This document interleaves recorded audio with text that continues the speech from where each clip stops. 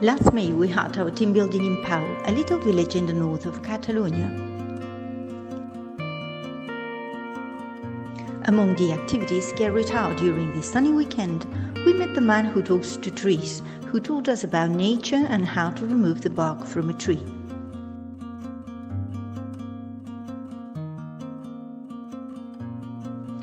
After this, we went to Costa Quer, a manufacturer who showed us how wine corks are made.